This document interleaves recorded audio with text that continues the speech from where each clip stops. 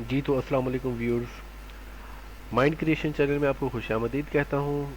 आज की इस वीडियो में मैं आपको एक छोटी सी ट्रिक बताऊंगा कि किस तरह से आप अपने यूएसबी के डिफ़ॉल्ट आइकॉन को चेंज कर सकते हैं। तो माई कंप्यूटर खोल के मैं आपको दिखाता हूँ कि देखें अभी मैंने यूएसबी जो प्लग की हुई है अपने सिस्टम के साथ, तो इसका सेम आइकॉन ऐसा आ रहा है जैसे मेरी हार्ड ड्राइव के आइकॉन आप देख सकते हैं कि सेम वैसी लुक आ रही है। तो अगर मैं चाहूँ इस आइकॉन की जगह अपनी पिक्चर लगाऊं तो वो मैं लगा सकता हूँ। ठीक है। तो आज का जो वीडियो है इसमें मैं आपको बेसिकली यही ट्रिक बताऊंगा कि किस तरह से आप अपने यूएसबी का आइकॉन जो है वो चेंज कर सकते हैं।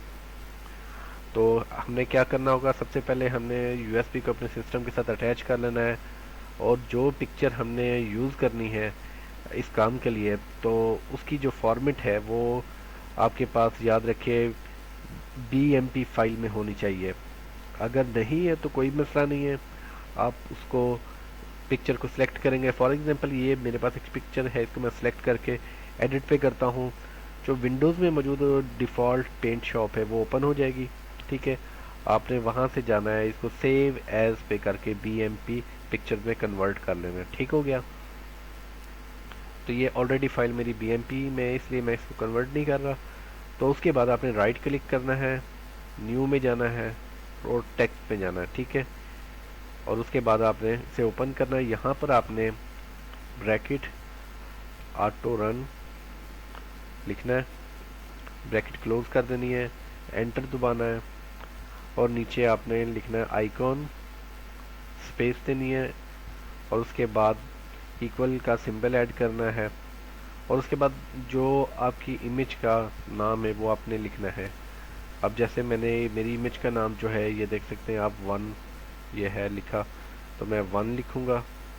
उसके बाद डॉट और इमेज की फॉर्मेट जो है वो बी एम पी। ठीक है।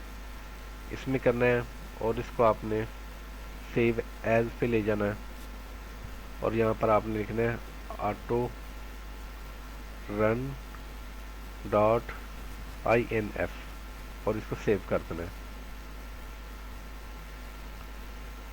ठीक है। आप ये देख सकते हैं ये मेरी ऑटो रन की जो फाइल है वो तैयार हो चुकी है और ये मेरी पिक्चर भी। तो हमने क्या करना है, इसको भी सिलेक्ट कर लेना है और अपनी फाइल को भी कट करने के बाद हमने माई कंप्यूटर को ओपन करना है और अपनी USB ड्राइव को ओपन कर लेना है। यहाँ पर हमने इसको पेस्ट कर देना है।